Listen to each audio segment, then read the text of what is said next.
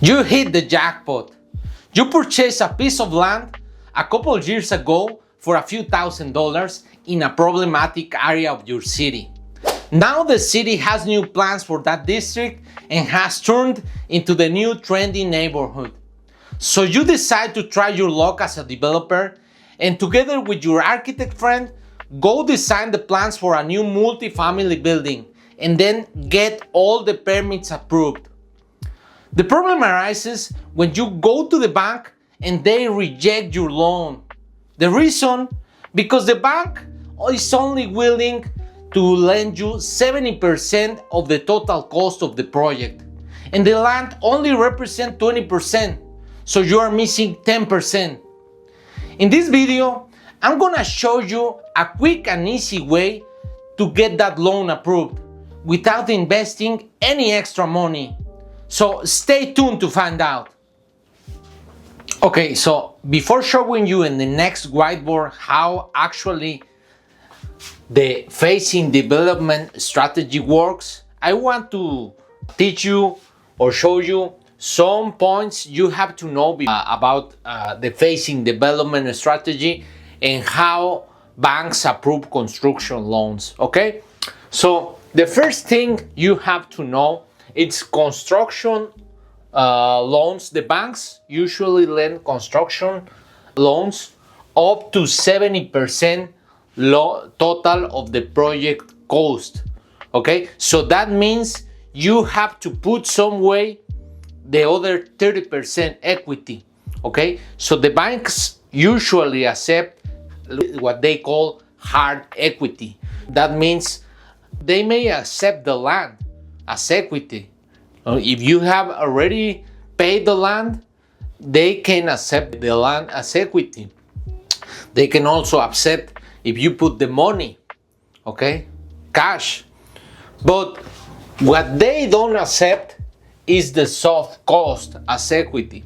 So I told you in the introduction that you already have the plans, but the banks don't accept the plans. Maybe you put, let's say 100K on the plans or maybe more on the permits, but the banks, they will not accept that money you spend on the plans or all those soft costs as equity.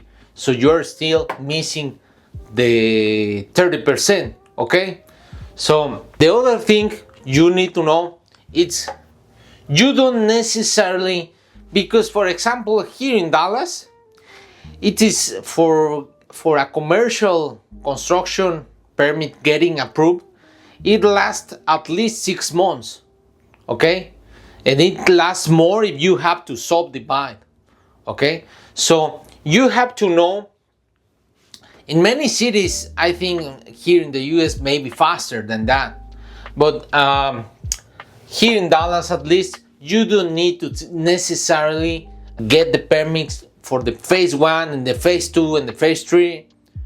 You only get the permits for one building, one project, and then you file the permits as a phasing project. Okay, so that way you only spend one time the time on the permits. You don't spend multiple times. You don't put the permits or file the permits multiple times, just one time. But one thing you have to know when you file the permits, it's the first phase. The first phase is where you will start the construction. Okay, so let's say in this example we have multifamily development. Okay, so if you are willing to, let's say, develop 100 rooms, 100 units, instead of developing one building for all that units, you build two buildings with 50 units each. Okay, 50 units each. So the first building must be where the utilities or the accesses from the city are. Okay, so it has to be adjacent to that to the utilities of the city. So that way when you build the second phase, you already have the utilities in place. Okay, so that's something you have to know. Okay, and the other thing is, as I told you, you separate the buildings. You cannot build half building in one place, in one phase, and then the other half of the building in the second phase. At least here in Dallas, that is not possible. Okay, because you will have a hole in the building, so that's not good. So you have to separate the phases in buildings. So maybe 1 or 2 buildings in one phase, and maybe 1 or 2 buildings in the second phase. Okay, so that's how you file the permits. And the last thing, and this is the secret sauce. Okay, this is really the point of this. You don't need to create more equity. You don't need to put more money to reach that 70% loan to value if you reduce the cost. Okay, because the 70% value it's of the total project cost. So if you reduce the construction cost in half, that means you automatically, your equity that you already have, your equity goes up and you may reach that level. So in the next whiteboard, I'm gonna show you how you do this with an example. Okay, so let's look how a project built in phases would look like. Okay, for this we have a project on multifamily. We have 40 units multifamily built in 2 phases. 2 buildings, each building 20 units. Okay, we already have the land and we already have the plans and the permits in place. Okay, so the total project cost will be 8 million for the construction and 2 million for the land acquisition, which is the total value of the land, the market value of the land. Okay, so total project cost 10 million. Loan to cost for the construction loan will be 70%. Okay, so if we build all the project in a single phase, we will be spending 8 million in construction. Okay, so the value, as I told you, market value of the land 2 million.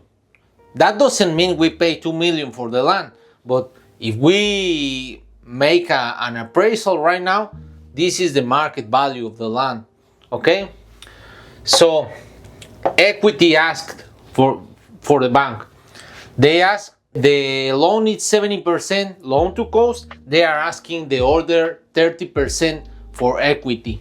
Okay, so they ask the total project cost, which is 10 million times a 0.3, and then we get 3 million. They are asking 3 million for equity. So how much equity are we missing? Since we only have the land, we are missing 3 million less 2 million, which is the value of the land. We are missing 1 million equity. Okay, so how we solve this problem? Okay, the solution is reduce construction cost. Don't build only in one phase, you build in 2 phases.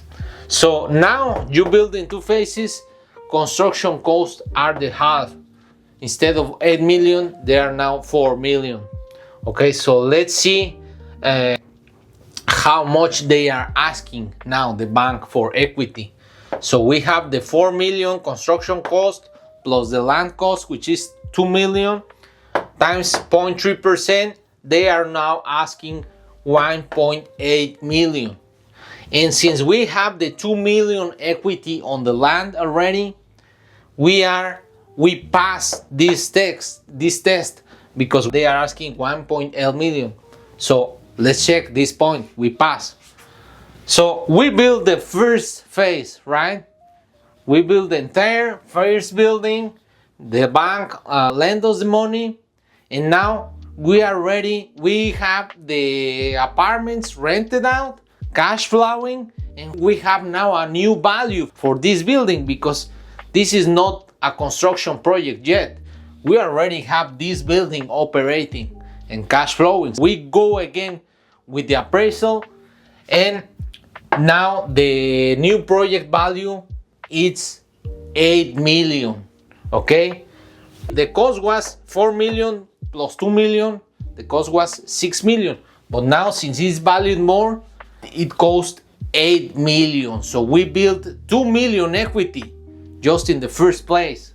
Okay, the construction costs for the second building are still the same, 4 million. Okay, so now we have 8 million less 4 million we have in debt because the loan of the construction cost.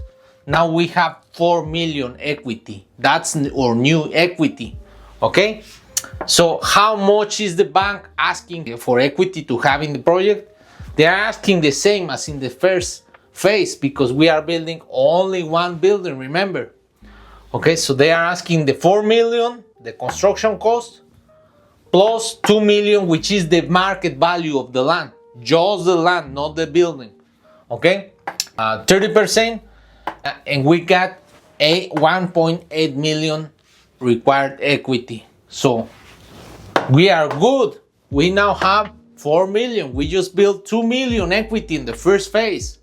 Okay, so the bank lent us for the second phase of the project, and now we have a full multi-family complex, cash flowing, and we built a ton of money in this project.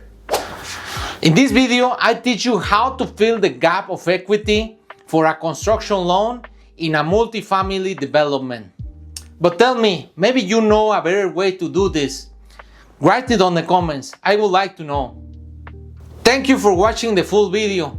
I guess you like it. If you like it, please give me a thumbs up. And if you would like to get notified every time I will load a new video like this, hit the subscribe button. That way you will get a notification every time I do it. If you would like to start investing in commercial real estate, but maybe you don't have the time or maybe the money to start in, you can join my exclusive investor club. I travel all around the US finding commercial real estate investment opportunities for you. And the best part of it, it's totally stress-free. I manage everything. If you like to join, click the link on the description. You can start investing from 20,000 US dollars. Thank you for reaching this part of the video. I see you on the next one, but first I will leave you with 2 more videos here.